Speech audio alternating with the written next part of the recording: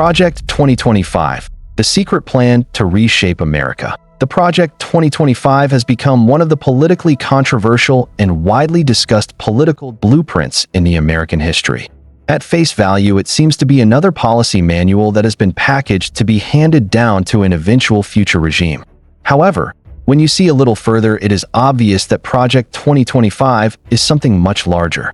It is an elaborate, stepwise plan, which is destined to transform the United States government and the society through changing it in a manner deemed by critics, which would destroy even democracy. Its core is a huge river of paper, 900 pages, named Mandate for Leadership, detailing, as well as policy objectives, a strategy of reorganizing the agencies of the federal government, centralizing the power of the presidency, and populating government jobs with candidates who pass the loyalty test of the program. Such a layer of preparation is uncharacteristic, and it is an indicator of the fact that Project 2025 is not merely an idea, but a blueprint of governing at full scale. In order to realize the background of Project 2025, one should note its intellectual background. Heritage Foundation is known not only to make market handbooks on policy since the days of Reagan. Its 1980 version, entitled also Mandate for Leadership, was popularly borrowed by the Ronald Reagan government, and it informed many of his inaugural policy decisions. The distinction currently is size and purpose. Whereas previous editions attempted to give advice and guidance, Project 2025 was a compendium not only to direct a conservative president, but to overhaul the whole apparatus of government on day one. It goes further as to what is suggested as policy and is aimed at creating a faithful workforce, deconstructing institutions, and restructuring the principles of governing. Advocates interpret this as a much-needed corrective to decades of what they are certain was liberal overreach in government. The critics, however, denounce it as a move to create a power grab that is at the risk of obscuring the separation of powers as laid out in the U.S. Constitution. The main concept of Project 2025 is to have more people concentrate power in the hands of the president. The argument of the handbook is that federal agencies, such as the Department of Justice and the Environmental Protection Agency, have become too autonomous and unresponsive. Its remedy is to take the autonomy out of these agencies and hold them immediately accountable to the White House. Among the most controversial suggestions are to convert tens of thousands of federal civil service functions, historically armor-plated against politics, into political appointment. This would enable a president to put career experts out of their job and recruit those who do whatever it takes to be loyal to him or her. The proponents argue that it would break the so-called deep state wherein the bureaucrats defy the elected leaders. Critics fear that it will smash up neutral government and objectify the U.S. civil service as a political weapon. Not content with the restructuring of government, Project 2025 is dominated by social policy proposals on a wide-scale basis.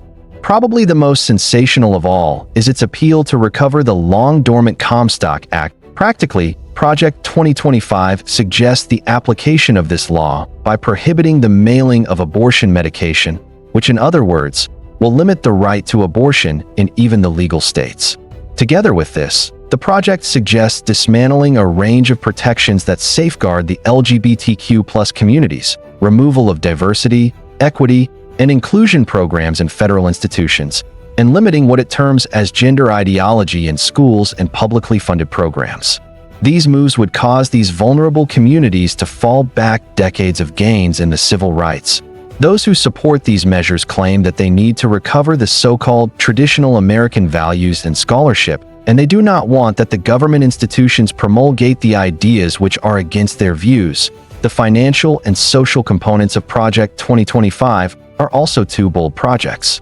It proposes drastic reduction in federal expenditures such as Head Start, offering low-income families early childhood education, and also on matters touching on food and housing support.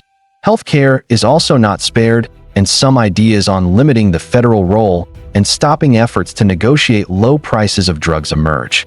There might be a reduction in labor regulations like that of overtime remuneration, and even tax deductions would be biased towards corporate bodies and those with greater wealth.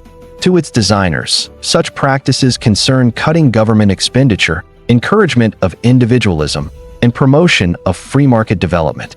To their detractors, they signify a brutal dehumanization of the social protection system, which puts millions of Americans at rather a greater risk of poverty and economic insecurity. Another big battlefield that Project 2025 will have is education. The reform aims to get rid of what it termed as woke ideology in the classroom, such as critical race theory and comprehensive sex education. It urges more control of school curricula by parents and advances what it terms as patriotic education.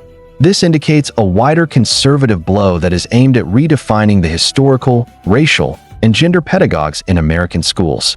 The opponents note that in such a way we may whitewash history and deny ourselves or our children the valuable conversation of inequality, whereas the proponents believe it to be a question of guarding children against political indoctrination.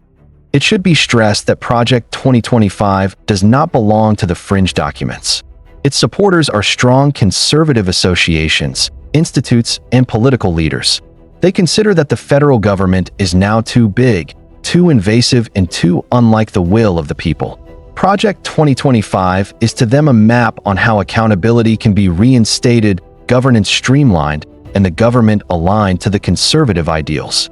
On their part, it is legal and valid that a political movement should at least draw a transition program, and also the people who are willing to work in government.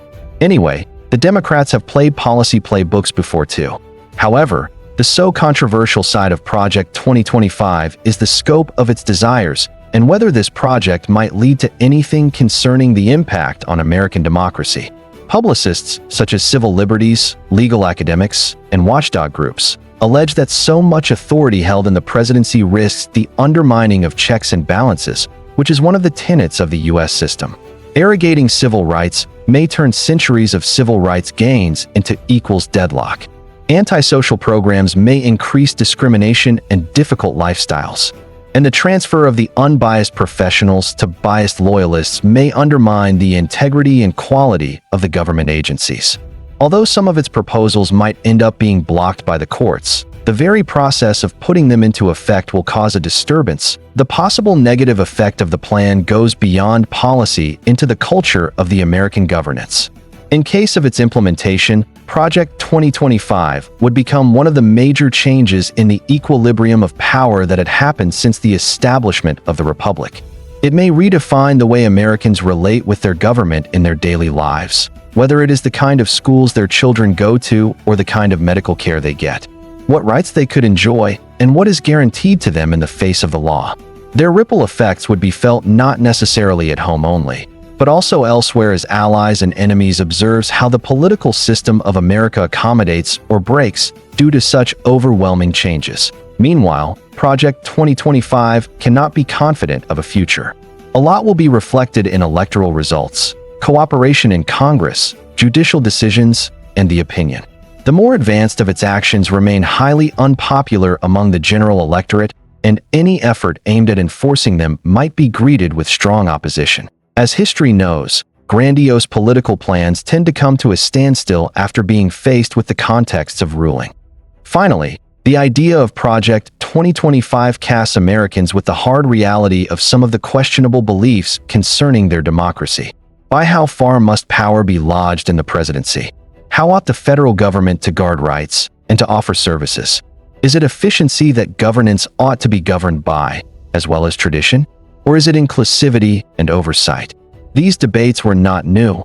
However, Project 2025 made them more acute to the extent that warrants the attention of masses. To sum it up, Project 2025 is not any policy agenda. The plan is a radical, in-your-face remodeling of the American government, economy, and social fabric. Its proponents view it as an opportunity to re-establish order, cut government waste, and get the nation back to what they perceive was the cornerstones of its founding. Its critics experience it as a potential menace to strip away rights, democratization, and consolidate power in a manner that has never before been witnessed. It will either happen or not. But as it stands, Project 2025 has already managed to open up one of the most valuable political discussions that have ever happened to our time. And in that respect, it has already begun to remake America not by statutes or even presidential decree, but by the storm of arguments over what sort of a future Americans wishes to create.